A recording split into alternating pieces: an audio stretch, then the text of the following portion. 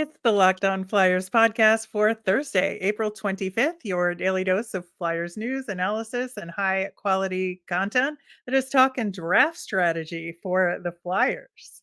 Yeah, that'll be fun.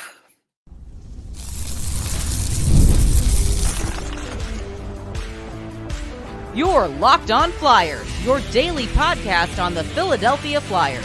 Part of the Locked On Podcast Network, your team every day. Hey there, and thanks for making Locked On Flyers your first listen every day. I am Rachel Donner. You could find me on Twitter at rmiriam. I'm here, as always, with our draft expert, Russ Cohen, who's on all your favorite social media apps at Sportsology. We are at Locked On Flyers on Twitter, Instagram, Threads, and Blue Sky as well.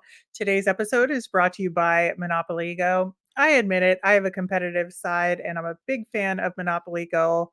It is the mobile hit twist on classic Monopoly. So join your friends and download Monopoly Go free on the App Store or Google Play.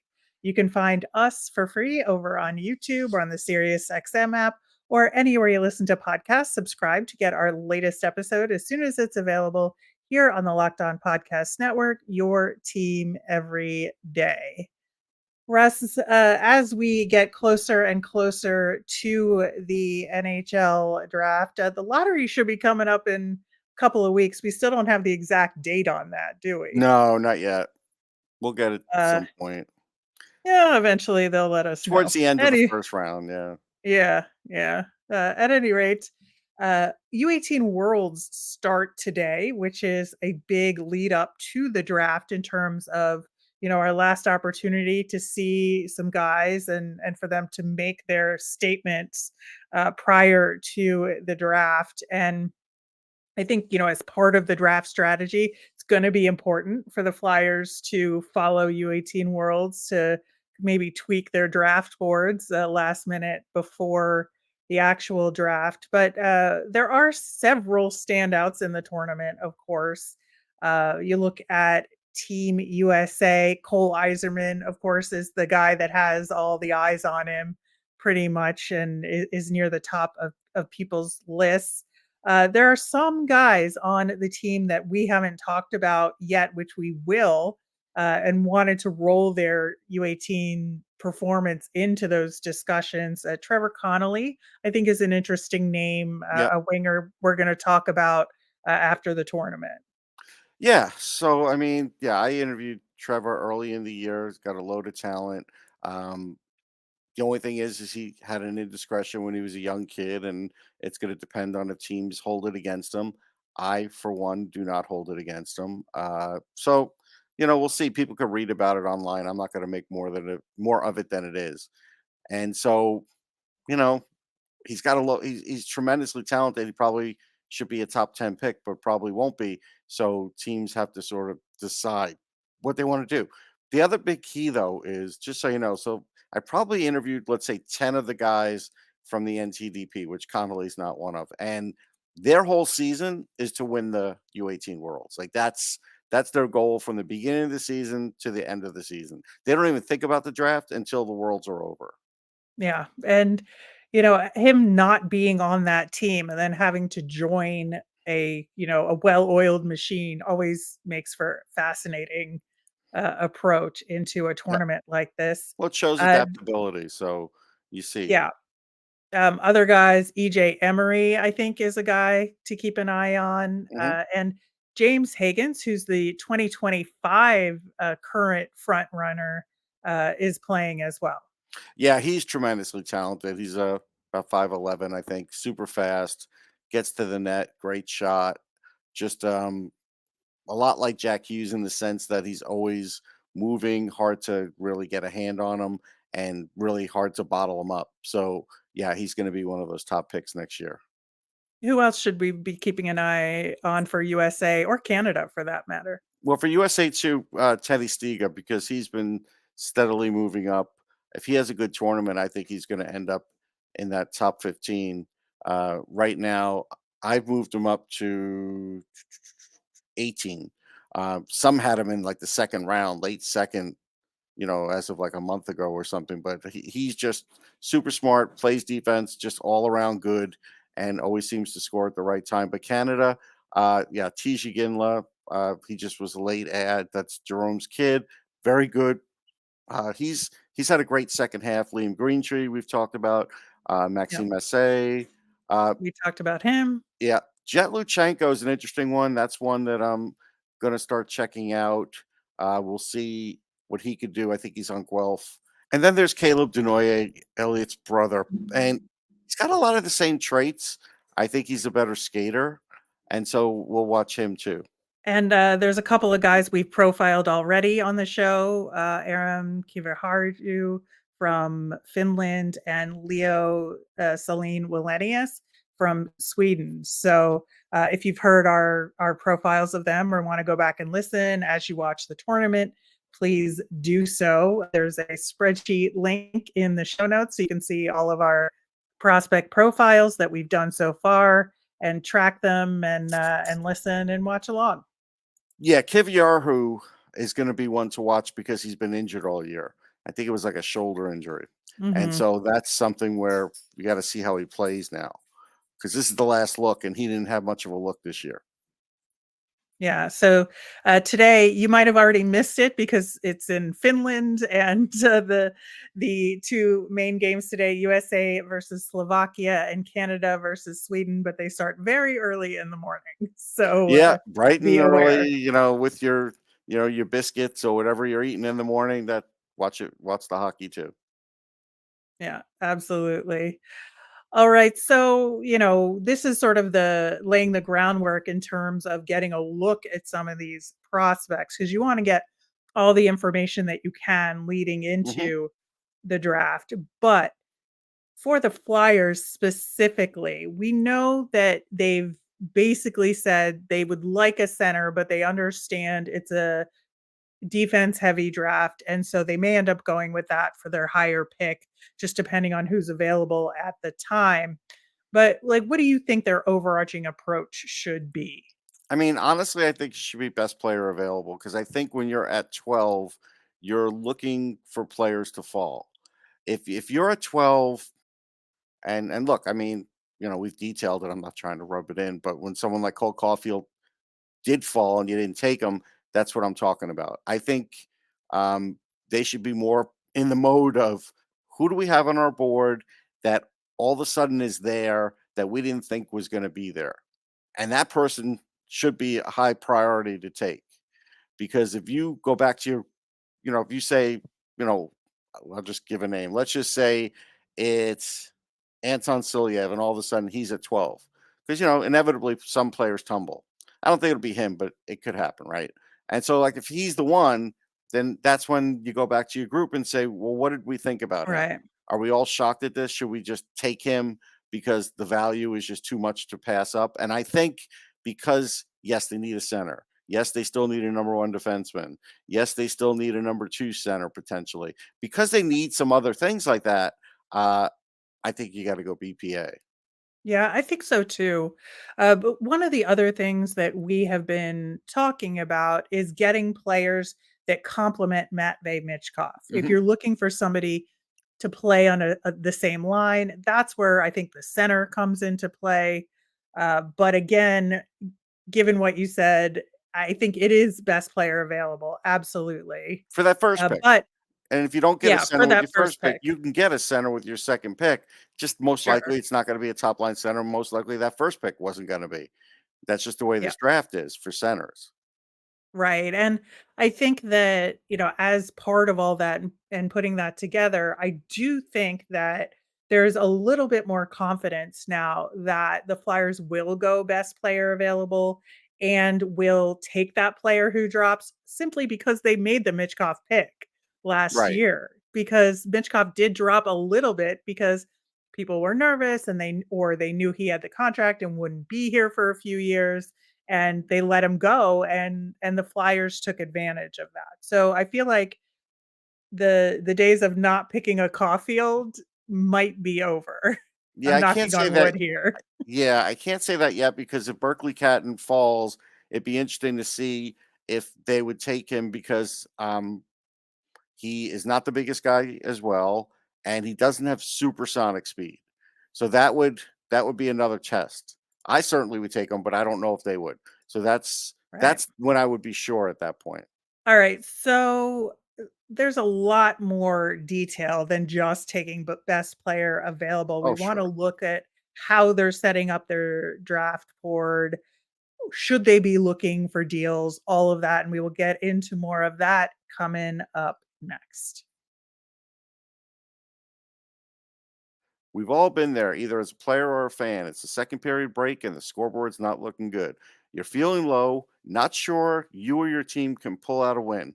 That's when you dig deep, lift your head up, and say to yourself, time to get back in the game, pull off some bank heists, and take as much of my friends' money as I possibly can. That's right, the smash hit mobile game Monopoly Go lets you compete with your friends to get the most riches and the biggest empire. It's the Monopoly you love, but on your phone anytime with tons of new twists, including leaderboards to compare your progress to your buddies. There is much to do. Play on countless dynamic Monopoly boards. Make your friends bankrupt by smashing their landmarks with a wrecking ball. Ouch. Charge other players rent for your iconic properties. You can even work with your friends to crack open community chests and in tournaments to get extra rewards and climb the leaderboard. So get back out there, put on your game face, and download Monopoly Go, now free on the App Store or Google Play. You watching sports on cable TV all day? Have to turn down the volume with all that shouting? Make the switch to Locked On Sports today. It's a free 24/7 sports streaming channel programmed for you every day to bring you the biggest stories without all the screaming. Locked On Sports today brings you can't miss analysis, opinions, and news streaming 24/7 on YouTube or the free Amazon Fire TV channels app, part of the Locked On Podcast Network, your team every day. Tomorrow on the show, we are going to welcome Jordan Hall from NBC Sports Philly to talk recap of the season and what his take is on how the Flyers did this year. And we will be getting to a full profile of defenseman Sam Dickinson soon. But in terms of looking more at the Flyers strategy here, we did talk best player available, but are there any, like, niche needs that you see with the Flyers? Oh, I don't know, like power play specialists that would set, like, a particular player above another in this particular draft? Yeah, I think um, not so much power play specialist, but if we get a defenseman, is he going to be the top power play guy? Um, Mhm. but he still has to be an all around guy. So I think that may be one thing. Uh, if there's a true playmaker out there, that may be another thing. And if there's a true sniper, that's another thing. So those are things that I think can sometimes sway a board. Yeah, and one of the things that is always interesting when your team has 2 first round picks, and I firmly believe they're going to keep those picks. Now, there's a Hmm. world in which maybe they trade up it for the second pick to maybe move up 3 or 4 spots max to get a particular player that they want available, and maybe they all package in one of their lower picks, to move up a couple spots, but I see them keeping the top spot, and then the second one, maybe they'll move up, but maybe they won't.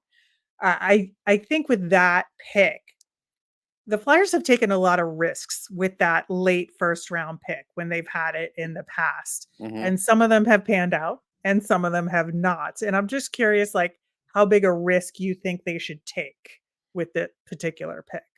Well, I mean, for one thing, I just think it's going to be really hard to trade into the top 10. So I think that's kind of like I'm not suggesting top 10, I'm saying if it's like a 29 pick trading up to 26 okay. So you're talking about because that there's second someone one on going up. yeah, Okay. I thought yeah, you meant the package into two. Okay. no. Yeah, I guess there's a chance. I would think this. If Columbus tells them they're going to use the second and they've got, I don't know, 6, 7 players that they still feel are great players and they're all on the board, then trade down and get an early second. If somebody has towards the bottom, although winners don't generally have that, but maybe somebody does via trade. If somebody has a middle of the second and you could trade that first for Hmm, a swap of the first. So in other words, yep. you're going from, let's say, 26, 27 to like 31, 32, and they'll give you their second. Then that's something, I would rather do that because then you fill that slot for the second and you're only pushing yourself down a few picks and you're probably still going to get, one of those players that you still wanted anyhow. Yeah, I think that's a really interesting option for the Flyers here.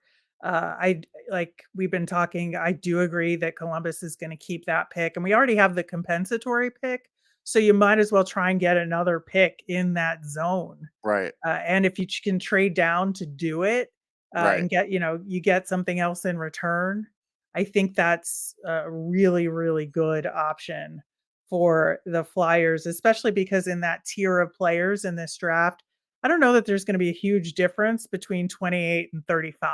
Right. And that's, right now I kind of feel that way too. So I think there's something to be taken. There's an advantage to get there by getting that extra player. Yeah, but in terms of the individual player that they Mhm. take in that general vicinity, is it worth it to take a huge swing here? Or do you only do that if you have a second pick in that zone, like through trading down or something? Because that's like the Flyers have taken a lot of risks with that low first round pick before, Well, and if I've traded down and gotten that extra second, let's say, then I might take a big swing. That's fine, or take a longer developmental guy. If I haven't, I'm not in the mood to take a big swing on this one. I'm just not. I think there's a million ways to play it safe. It's just that if you're going to play it safe towards the end of the first, it's probably going to be a winger. But I still, the Flyers still on the right side. There's going to be some need in the future there as guys age out. So I think there's still opportunity for that too. yeah, and that's kind of where I come out in this because you look at, some of the picks they've made, like, your Jay O'Brien pick, for Yeah, instance. yeah. Some of them have absolutely worked out. I'm not saying, it hasn't in the past. Well, Brian was You a long know, shot one because he was a high school kid. Anytime you yeah, take a high school kid, you're increasing the odds of failure for sure. right. I mean, I would say Morgan Frost is a late first round pick that I really, really like. Yeah. There's definitely, picks out there that have worked out, but I would really, really like to stay away from the Jay O'Brien style pick this time. Yeah, I don't think there's a reason to, take a high school player there or even a BCHL player there. So I think there's plenty to choose from for, you know, strong North American and possibly Euros there that you could, you have a much safer landing spot. And what is your take on making any deals that involve players in the draft, like trading away a player for additional draft picks or including a prospect in one of these deals? Like, do you think that's something that the Flyers will look to do? I mean, we'll hear that Lawton for a first talk, and it's not going to happen. Um, so I wouldn't trade Lawton for seconds. They already have multiple seconds, as we pointed out yesterday. For next year, I mean, sure, you could have three. I mean, it's not going to kill you. It's still currency, and you could do something with it next year and possibly trade for a player. But I don't envision, that.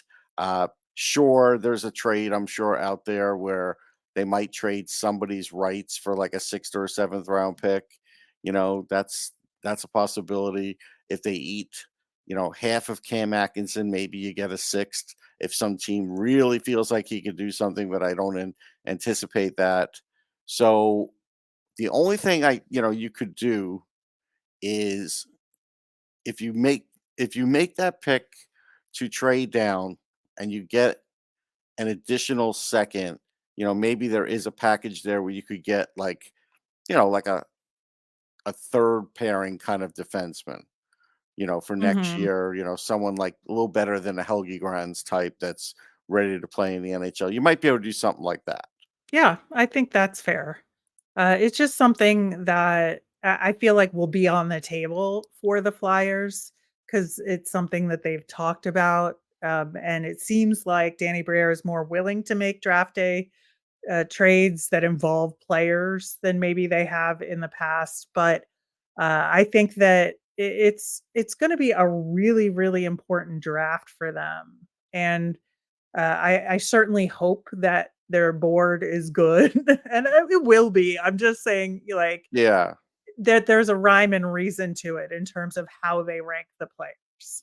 Yeah, like, and as an example, if there is a guy like a little younger than a Walker, and you trade that 51st overall and maybe that other first, whatever number it is now, but you're still going to have at least one more second, and you're getting a player like someone like a young Scott Walker, then you say, all right, you know what?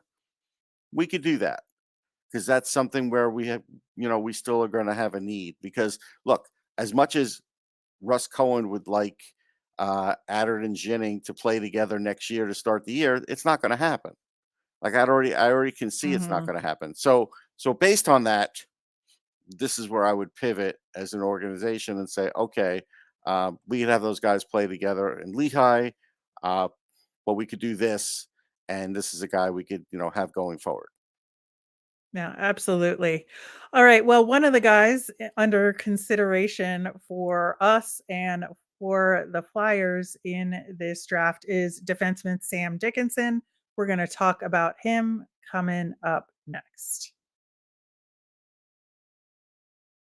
When you're drafting your fantasy team, do you ever wish you could handpick the best stars for your business team? If you're building a talent roster, you need Indeed. Indeed is the hiring platform where you can attract, interview, and hire all in one place. Don't spend hours on multiple job sites looking for candidates with the right skills when you can do it all with Indeed. Find top talent fast with Indeed's suite of powerful hiring tools like matching, assessments, and virtual interviews. And hate waiting? Indeed's US data shows over 80% of Indeed employers find quality candidates whose resume on Indeed matches their job description the moment they sponsor a job. With Indeed matching as soon as you sponsor a post, you get a short list of quality candidates whose resumes on Indeed match your job description. Boom, it's hiring at warp speed. And now with Indeed, you only pay for quality applications that meet your hiring criteria. Visit indeed.com/locked on to start hiring now. That's indeed.com/locked on. Terms and conditions apply. Cost per application pricing not available for everyone. Need to hire? You need Indeed. So with the Flyers locked in at number 12, unless a miracle happens, I'm not sure Sam Dickinson is going to be available, but I feel like we need to talk about him in case they do decide to trade up and something happens here because he is such a good defenseman. I would say he's like the second or third best in my eyes in the list, Yeah, maybe third. yeah, I've got him 2, 3, 4. Yeah, I've got him as fifth best. And honestly, if Kiriarhu uh goes back to his old self, it could be sixth. But here's why. So again, there's a reason uh you talk about this guy because guys fall. Shane Wright fell, players fall. Mhm. One of the things that could make him fall is he's not like an elite first power play kind of guy.